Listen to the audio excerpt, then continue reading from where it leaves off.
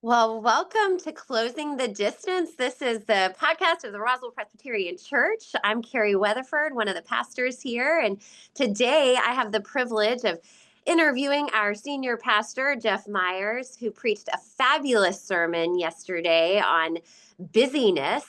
But, Jeff, I would love for you to kick us off by sharing this new sermon series that you've come up with and kind of how you thought of it and give us maybe a little bit of an overview of what we're going to be digging into for the next several weeks.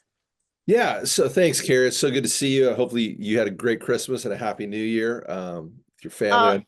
You had a jam-packed Christmas Eve services here at RPC, so it was fun to be with you. it was so great. I should have probably led with that. That's all And this right. is our first Closing the Distance of 2025. I know we'll never do another one of these again. It's always I know. the This first is of fantastic. 2025. It is. It was great. And I know that you had a full Christmas and New Year too, with especially with all the kids and all the Yeah, excitement. it's been a lot. So you asked, okay, so Yeah. one of the things I like to do, and I don't know if I borrowed this from somebody else, or is at the beginning of the year, I think to start off with something really practical. I think a lot of us are making New Year's resolutions. We're thinking about our lives. It's a natural time of reassessment, kind of realignment of our lives with our goals. And it's just a natural time where we're kind of thinking about that kind of thing.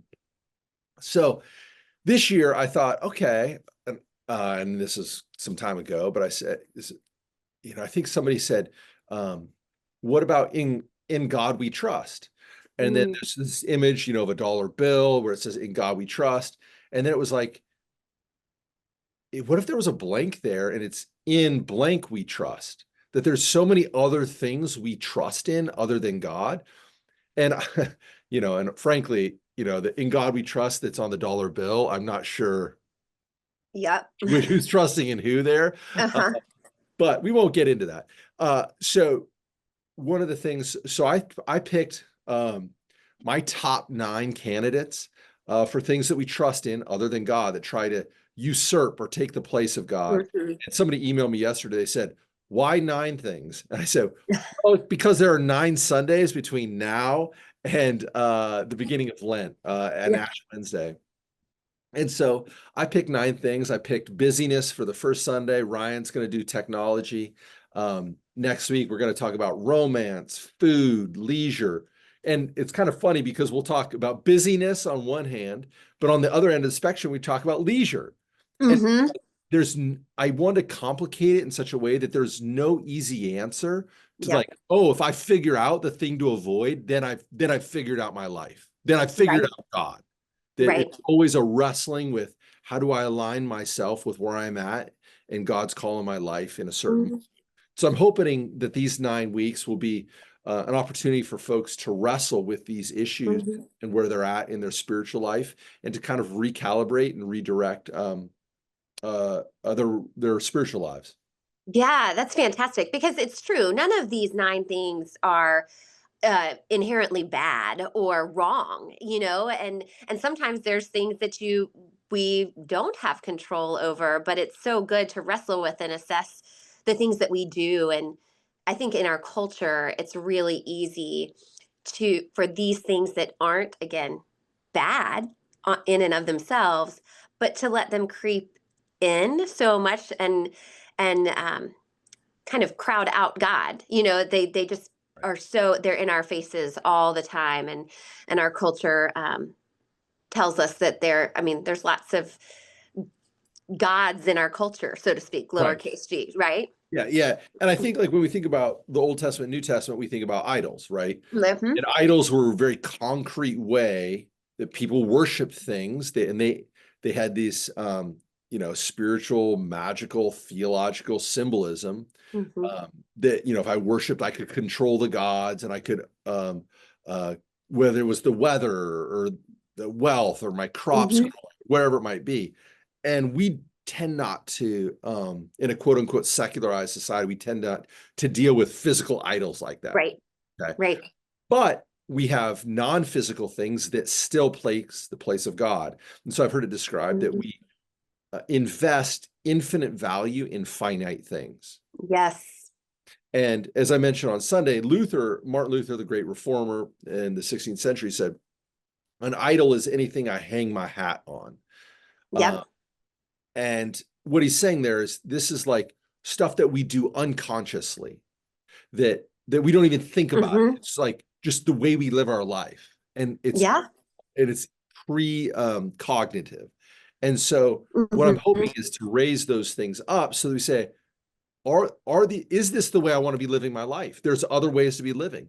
Are Hmm. these the things, the goals I have for my life? Or have I just taken other people's word for them? Or the culture has told me that this is the way what I should do or Right. how I should be, and to take responsibility for them. And in taking responsibility, I think we find freedom and hopefully more truth and a healthier and more flourishing way to live. Absolutely. I want to dig into this first one, right? Busyness. And I thought it was a brilliant way to start, especially as we are entering into this new year, as things are kind of ramping up and we're considering what we're going to do. We're looking at the calendars, we're making plans, and prioritizing how we spend our time. You know, what are the things that we're going to say yes to? What are the things we're going to say no to? Um, and so I love that you started with busyness, because I think everybody can relate. We live in a constant chaotic, world where things are moving all the time, and most people have a sense of times that feel busy.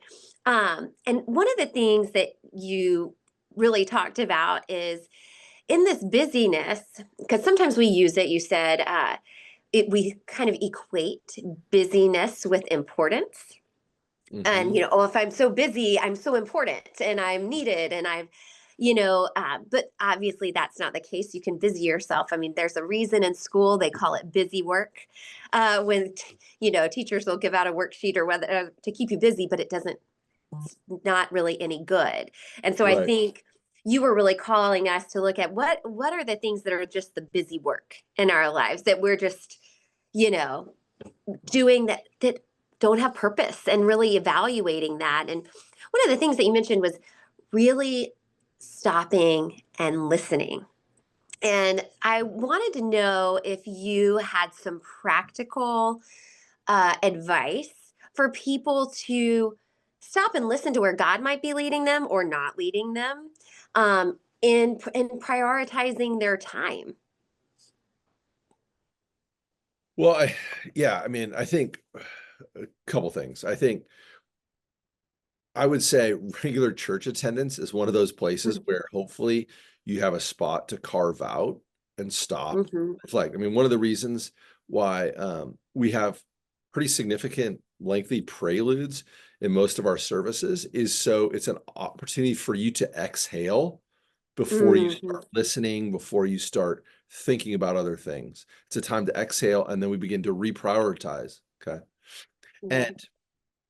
And you need time. If it's like if you're in a sports game, right? And it's getting chaotic. I don't care if you're football or basketball or baseball, things are getting chaotic. It's getting out of control. We've kind of lost what we're trying to do here. What do? You call a timeout. Mm-hmm. We need a breather. Everybody, let's calm Mm-hmm. down. Let's get our heads together. Yep. Think about it. And so we need natural timeouts in our spiritual life. So I think church Mm-hmm. should be one of those. I think having regular times, if you can, daily as much as you can, times of silence and stillness to experience God's presence. I know people that, silent meditate 20 minutes in the evening, 20 minutes in the morning. I know people that will take 10 minutes out of their day in the morning to kind of maybe read something devotional, spend time in prayer, maybe pray through the prayer list.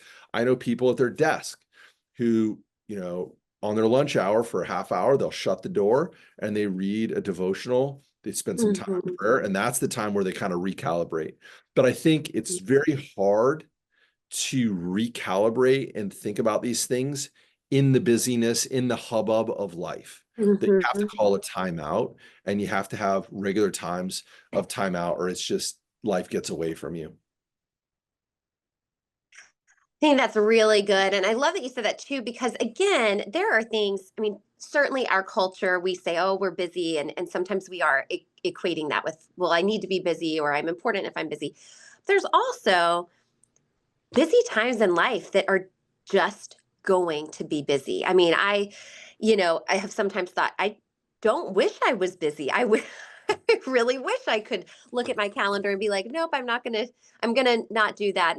But then I also know that I have to keep a job and keep my children alive and all of those things, and get people from place to place and practice and activity. There's things and that are good things that we have prioritized, but to say, I also need to prioritize the pausing and the timeouts, and really making sure, too, that we're looking at what Sabbath is in our lives, and keeping that. But I love that kind of spiritual, it sounds bad, spiritual timeout, because you're not timing out, but a time to be connected, and making sure that we prioritize that. And I think that it's hard to prioritize that because in our culture, it's that's not a priority. That you slow down, or there's the fear of missing out, and we're wanting to do, and not be. I, And as you said yesterday, we're not human doings; we're human beings. right. Well, I think like something I think about. So my kids, our oldest has started playing sports, right? And so you have, a lot of times you have to take it to practice. And how many times I see people will take their kid to practice and then they'll go sit over on the sidelines and they're like, well, I'm here. And they just begin to scroll through social media. Right. That's a great opportunity to have a quiet time to say, Hmm. to think, to reflect. But so many people have gotten in the habit that if they have downtime, they just scroll. And I'm Yep. not saying scrolling is bad. What I'm Hmm. saying is to do it unconsciously and to not make a decision and then to act as if one is so busy that one doesn't have time to Right. reprioritize and think about their life is missing the blind spot, right? And Hmm. so there's so like in the car if you're driving, turn off the podcast, turn off the radio, you Hmm. know. If if you're waiting in the like my example of the woman in the mammogram office, Yes. her Yeah. mammogram, that was her time of rest. That's horrible that that's what her life had become, that that's the only Right. time she could feel rest. But if that's available to you, maybe that becomes it. Um, Mhm. and to be more creative. And so I'm hoping that we can be a people that recognize when we get caught up in the busyness and hubbub of life, Mhm. and then find these pockets of quietness, solitude. Mhm. We can be quiet, even in the hubbub of life. Yeah. And I think that it takes us doing this, pausing and resetting and being intentional about it. Setting ourselves up for success, thinking through, when am I on the bleachers that I can take my devotional with me? When can I do that without just kind of sleepwalking through things, just being. And I think I was meeting with a friend this morning, and we were kind of talking about what we needed to focus on this year. And one of the things that she said, the statement, she said, ruthless prioritization. And I was like, that it's true. We have to be so focused on how we prioritize our life, because otherwise things just start happening and then you get lost in your own life, and you're not connected to Mhm. yourself or God or anything. So I think that's really, really fabulous. Absolutely. You also, and I'm just reminded as I'm sitting here, I used to do something, but maybe I'll start it again. We have, if you folks are not familiar, in our church, we have this fabulous ministry called Prayers and Squares, and they make quilts for folks. And they also make prayer squares like this where you can tie a knot and pray. And I used to, and I think maybe I'm getting inspired. I used to keep one in the middle console of my car, and at red lights or when I stopped in a parking lot, I would tie a knot and say a prayer, and it was a way that I would just quickly connect with God and be intentional about knowing I'm going to be stopped in. We live in Atlanta, where I'm going to be stopped in traffic, or I'm going to be at a red light Yeah. or in a parking lot, and it was my I need a little visual reminder. And so it was something that was tangible for me there to say, okay, I can stop and pray and tie a knot. So you've Mhm. inspired me to start that Yeah. again. Well, So Prayers and Squares Ministry, they're the inspiration. yeah, and I think too, as you said, going to church on Sunday, having that reset is so important, but also that we don't do this alone. We do this in community, and there's so many places to, help encourage us to pause and reset and reconnect. And prayers and squares, we have so many ministries in our church where people can get involved to have that extra encouragement to continue to um, pause and connect with God. So Hmm. I can't decide if I'm driving people to be busy to come be busy at church, but again, it's that intentional timing out and connecting with God and others. So, is there anything as you were preparing for this sermon that you said, I could say this, but I'm going to leave it out because I've got enough. I've got this is really good. Is there anything that you would have added if you had more time? Uh, well, there's a lot more I have on this topic that I probably would add. I think one of the things, the last things I cut is I had an image. There's a writer, um, both a fiction and nonfiction. He's got a famous short story collection, the 10th of December. He's got Lincoln in the Bardo. His name's uh, uh, Saunders, and he's George Saunders, and he's out of University of Syracuse, or Syracuse Hmm. University rather. And he's got this commencement speech he did at Syracuse. He's got this image of that we are always trying to acquire more, we desire more. He Mm. says, it's like if we're crawling up or climbing up a mountain, the mountain grows as we continue to climb. Hmm.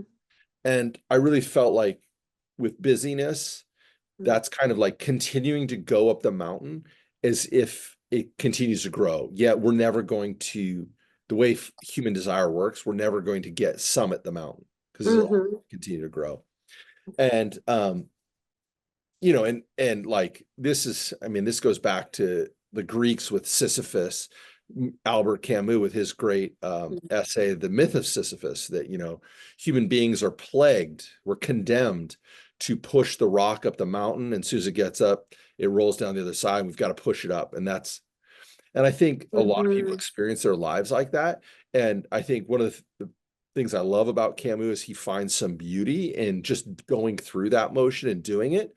But as a Christian, I think to step back and to say, is this what I want to be doing? Hmm. Is this what God's call on my life is? I have a finite amount of time on this earth. How do I want to be spending it? And not being busy with distraction, as Pascal calls it, or diversion, but Hmm. really focusing in on the things that matter, right? Hmm. Now, the things that matter, sometimes we all got to walk the dog, as I say. Hmm. Dog, Yep. dog's got it. That doesn't seem like it matters, but it's got to get done. We got to go to the grocery store. Hmm. So, but where do we make the distinction between where we're becoming busy with things that are not really satisfying? We just do them because we're going through the motion, Hmm. or they're fulfilling unhealthy Right. habits and ways of being in the world. And so I hope that folks can think about their lives and think about, what do I want to be spending time doing, and not just climbing up the mountain that's going to continue to grow and grow, but say, okay, if this is the nature of life, how do I want to spend it? What do Well, I? right. And I love that because I was thinking about it too, and I have experienced this personally. Because on the flip side of this is if you are spending time seeking God's will, spending time in God's Word with God, I find that I desire it more and more. Is that connection with God in that time? So if I'm gonna, what am I going to desire and spend my time on? If I, as a human, am going to desire these things, to be on that, climbing that spiritual mountain is could actually be a really beautiful thing. It's what you're spending your time on. If you're, so I really, and getting, in that case, in that image, you continue to grow closer to God if you in Mhm. that sort of imagery, kind of Right. flipping it around. But I really love that. It's fantastic. George Saunders, baby. That's awesome. All right. Well, so we've got Ryan coming up with In Technology We Trust. I'm really so excited about this sermon series. Morgan Burge, one of our pastors, used it. She said, I just wish this was like a Netflix series that I could binge watch. So I that we could just like go ahead, but this is like old school. You got to wait till the next week to see. So, but hopefully I'll give us something to look forward to, because I really do think these are really practical things to look at and to help us be intentional about our spiritual lives and our relationship with God and I each hope other so. and each other. I hope so. Uh, well, so speaking of Netflix or anything else, is there anything that you found that is interesting just in your time off that you've enjoyed? A book, or I know you saw the Bob Dylan movie. Is I there really anything liked that? the Bob Dylan movie. I thought it was fantastic, especially for folks who may not know about that stage of Dylan's career for early on, when he makes the switch from kind of folk acoustic to electric, really powerful. I think I would also encourage people to check out his Christian phase, with I think Slow Train a Comin', Okay, some great tunes. I think for about 3 or 4 records he has, okay, which are very interesting. What else? I'm reading a book, biography of William Faulkner right now, which is very fascinating. Like to drink a lot okay. and write. Huh. So comes back Well, honestly. I think what else I see? I fell asleep in Sonic I 3. knew you were going to say that. I went to see it. I have no idea what that plot is about. I don't know if there was a plot. I know I fell asleep for about 15 minutes, so maybe that's why. But I took 2 kids. It was So we took our two kids, and I didn't fall asleep, but I had a very important phone call come through that I had to take. And so I left the theater for about 15 minutes, and I came back, and I don't think I missed anything. yeah, I was I was like, like, we're still, it's, they all became good in the end. Everybody was good. That's my, all you need to know. all I know is my daughter kept wanting to go out and get more soda. So it's just like she's drinking so fast and we go potty and then we go get more soda, come back in. It was just kid. Oh, yes, it is. It's kids. Well, Yeah. Jeff, thanks so much for Thank you, being here Carrie. today and sharing a little bit more about this sermon series, and in particular, busyness. And it's just really good to think about, especially this time of year. So I really appreciate it. Awesome, Carrie. It's an honor to serve alongside you. I look forward to having a great year with you. All right, sounds good. All Take right. See you care. soon. Bye bye. Bye bye.